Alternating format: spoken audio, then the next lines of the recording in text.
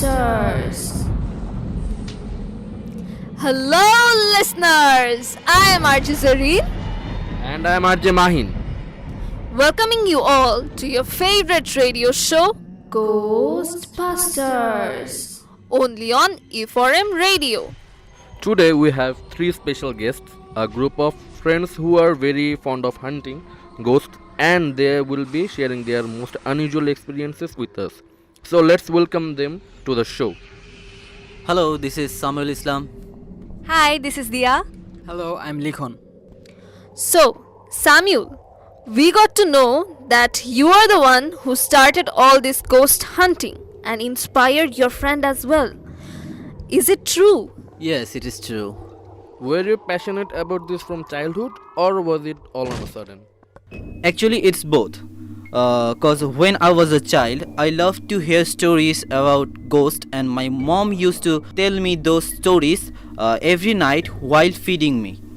That's why I had an interest on ghosts from my childhood. And before 3 years, when I was spending my boring semester break, I heard an incident that one of my friend had an horror experience in their living apartment. And suddenly I got an idea that it will be very interesting if I can investigate the location that are reported to be haunted by ghosts. So I started my journey alone, but after a few months I got some partners with me. One of them is Dia and one of them is Likhon. So, as you're the one who started this ghost hunting, do you want to share one of your stories with us? Yeah, sure, definitely. I will love to share it. Recently, we three had experienced a very horrible and unbelievable incident in a ghost hunting too.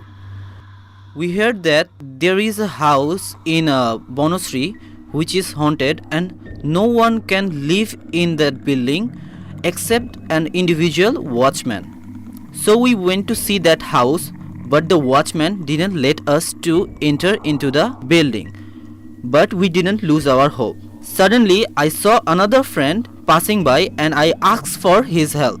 Fortunately, he lives right beside that house and he said we can enter into that building from his rooftop. As there was just 4 feet distance from his roof to that roof, we can just jump from one roof to another. So we went to that friend's building and waited for the night. And around 8 p.m. we went to the roof and helped each other to come to the haunted house roof. Then we broke the lock of the roof's door and entered into the house. And Likhon stayed there for security purpose, and we started to go down. The first floor from the top was empty and pretty much dark. The more we went down, we saw some unusual writing written on the walls, roof and ceiling. We even saw there were heads of animal hanging on the doors of each flats. At last, when we returned to the top, we saw Likhon was sleeping, and when we woke him up, he said, "Don't you guys have any sense? What did you do there? And why did you spend almost a whole day?" Hearing this, we became shocked. We just spent almost 15 to 20 minutes there. But how can it be a whole day? We still don't know how a whole day seems 20 to 50 minutes to us, but that was the most mysterious event in my life. Okay, that was scary. What do you think about Zirin? Yeah, that was really scary. Dia, you are the only girl of your team. Did you face any difficulties from your family and society for staying out late and for doing such activity? Yes, as I am a girl, my family doesn't allow me to stay out at night. They are very conservative. Besides, our roads are not safe for girls who travel alone at night. I don't always get to manage time for this, but whenever I get the chance, I just pack my bags and go for a haunted place with my friends. Sometimes it becomes difficult to get permission for experimenting in haunted places. Most of the time, the haunted house owners doesn't allow us to visit in those places. In this case, I don't get much support from my family. They think I should not be doing these activities. You know what? You guys will be shocked to hear that last month my mother appointed a psychiatrist for me. Sounds That's funny, right? crazy. They think it's all about my insanity. Even they think that I might die for experimenting with supernatural beings. But I really want to do this kind of stuffs, and I love to explore haunted places. That was a good story, dear. So we're near end of our show, but before we leave, we would like to ask Likhon to share the most scariest incident that you experienced. So Likhon, tell us about your story. Okay, the story I am going to share happened just 2 years ago on 24th November 2016. This incident happened when three of us were returning home after a ghost hunting season.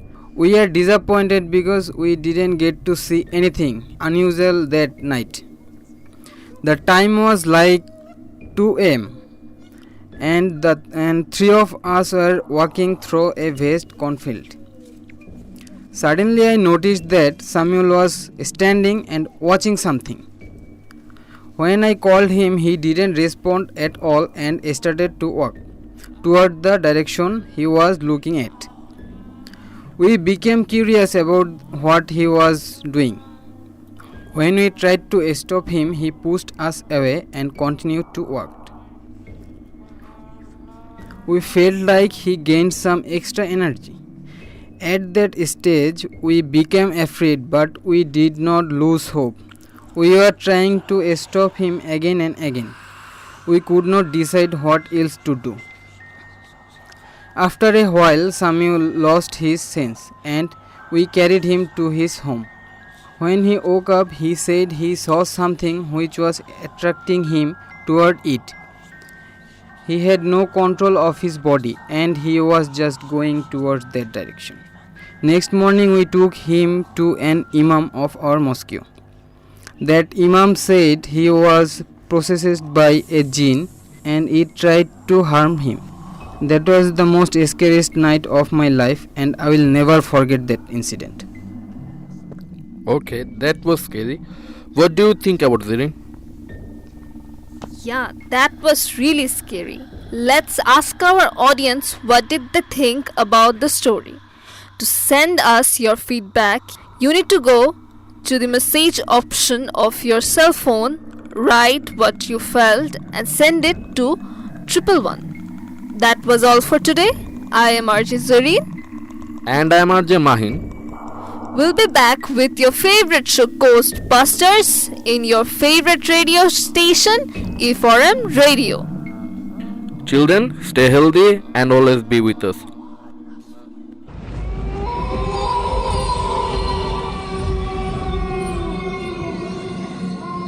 Ghostbusters.